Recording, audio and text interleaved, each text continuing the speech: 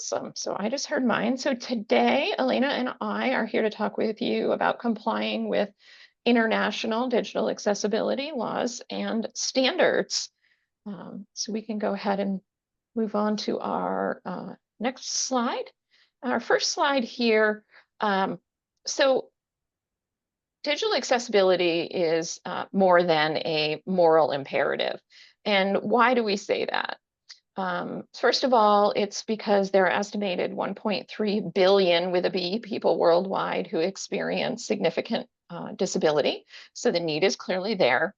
And then there are, as we mentioned, dozens of digital accessibility laws and regulations around the globe. And it can be a little overwhelming to look at them all as a whole, but today we're going to break it down for you. So before I go any further, I do just want to say that here at Accessible Web, we are digital accessibility experts. We are not legal experts. We do have a good working knowledge of these laws and regulations as we encounter customers working with them on a regular basis, but it's always best practice to consult with a legal expert in your geographic region to get all of the specifics for your area. So with that said, as organizations expand globally, accessibility isn't, as I mentioned, just a moral imperative. It also becomes a legal imperative. Inaccessible experiences result in inequitable access for users with disabilities, but can also leave organizations vulnerable to litigation. Keeping up with international regulations can feel overwhelming. For an organization with broad reach, as I mentioned before, there are dozens of individual laws and regulations. And differences do exist in terms of scope, enforcement, and deadlines. However, there are some key commonalities that also exist. And by focusing on those, we can simplify the landscape for you. And that's exactly what we aim to do during our presentation today. And I'm going to hand it off to Elena. Thank you, Heather. Hi, I'm Elena. So, like Heather said, there are many of these laws worldwide. And so on my screen here, I'm just displaying a subset of these laws that we see customers coming to us with questions about often. So in the European Union, for example, there's the EAA, or European Accessibility Act, which hinges on EN 301549, which was released prior to the EAA. In the United States of America, there's the Americans with Disabilities Act, which has multiple titles, and mainly Title II and Title III are of interest in the accessibility space. There is also Section 508 of the Rehabilitation Act, and then in Canada, there is the Accessibility for Ontarians with Disabilities Act, as well as the Accessible Canada Act. So once again, these are just a subset of all of these international laws, but ones that we discuss often. And even if these laws don't directly apply to your organization, trying to sell to companies that are subject to these laws, that makes it important for you to comply with their requirements as well, right? So let's say you're subject to ADA Title II. You wouldn't buy inaccessible software, as that would it would mar your own accessibility. So it's kind of it can help you to strengthen your sales processes to comply with these laws, even if they aren't directly applicable to you. So all around important here. So although the landscape is vast, there are some strong commonalities between many of these laws. For example, many of them reference WCAG conformance, so conformance with those web content accessibility guidelines that we're often talking about, and many are based on 2.1 AA conformance specifically.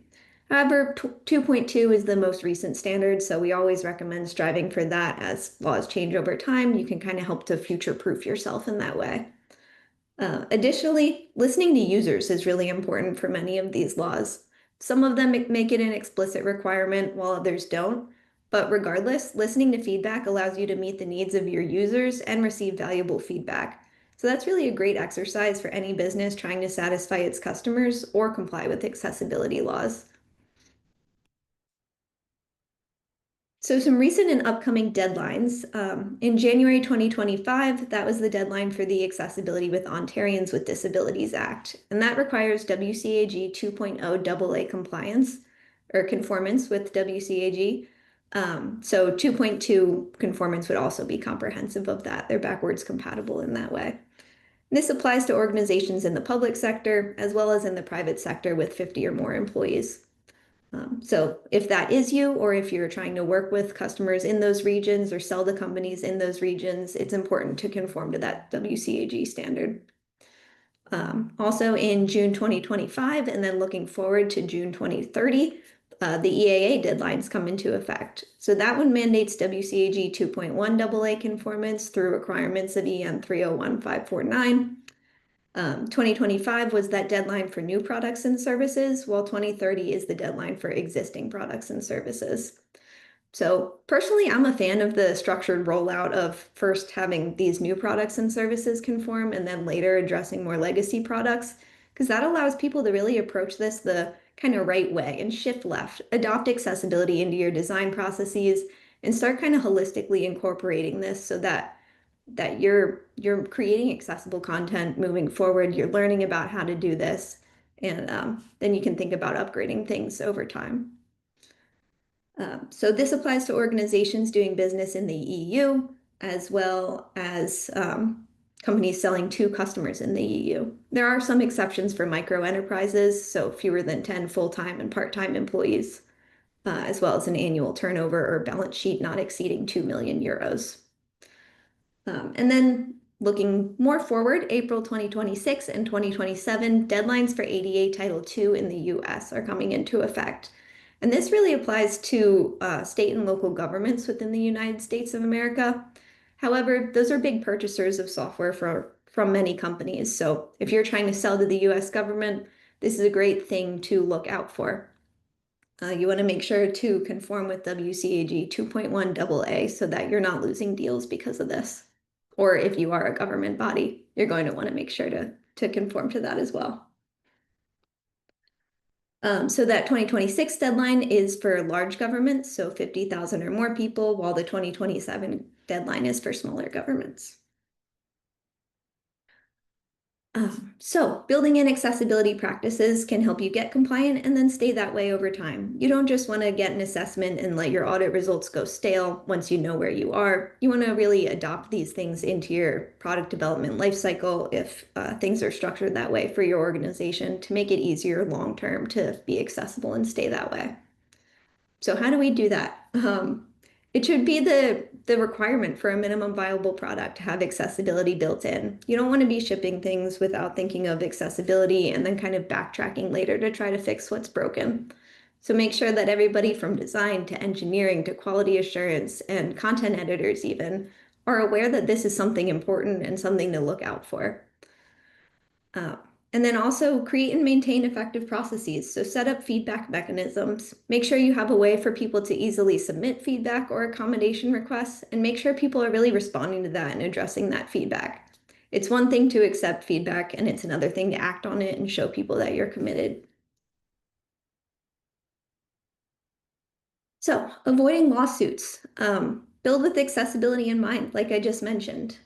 We have some tools and educational resources to help you do just that. So you could mark up designs in Figma if that's something you're using to design. We also have Accessible Web Academy, so you can learn and increase your knowledge to make accessibility work easier all around. Showcase your commitment and listen to users. Make sure people know this is something you care about and that you want to hear their feedback. It's easy to do that with the report and issue form from Accessible Web that you can embed into an accessibility statement page or something similar to that to make it easy for users to submit feedback to an accessible form and then have that in Ramp to live alongside your other accessibility work. Also, just today, we are rolling out an AI statement generator, so you can chat with our chatbot to get it to make you an accessibility statement to showcase your efforts. And you can find that in Ramp within the Compliance Center. And then lastly, WCAG conformance. That's the real commonality here, aside from listening to your users. We recommend achieving and maintaining a 100 out of 100 automated score as a first step to kind of tackle low-hanging fruit.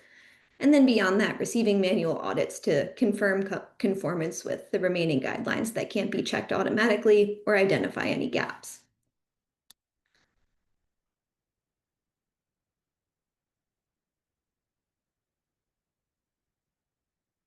Heather, I think you're muted. Oh, there you Yep, are. I'm on it. Yeah, so it's Heather here again, and I'm just going to kind of wrap us up with a little bit of a summary and touch on some of the things that Elena already spoke about. And that is to say that building a culture of accessibility within your organization is really what is going to sustain accessibility, right? Because laws change, technology evolves, but culture will sustain accessibility. My slide here, I'll just go through the content quickly. First of all, we suggest that make accessibility a daily habit. Just incorporate it as a matter of course into your daily workflows.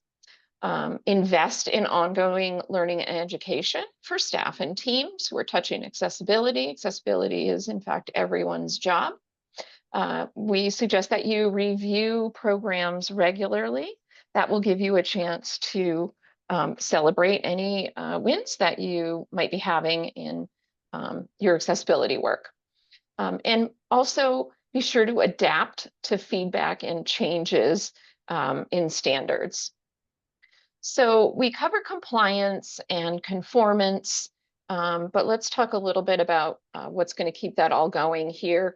Lasting compliance is not the result of a one and done or a one-time project. It is in fact the result of, as Elena mentioned, shifting left and building a culture of sustainable accessibility.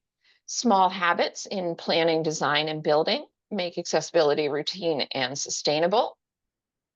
Keep your skills and knowledge fresh as WCAG and regional laws evolve. Again, review programs regularly, celebrate the wins, and adapt and adjust where necessary. Culture is not built on perfection. It is built out of curiosity, persistence, and accountability across teams.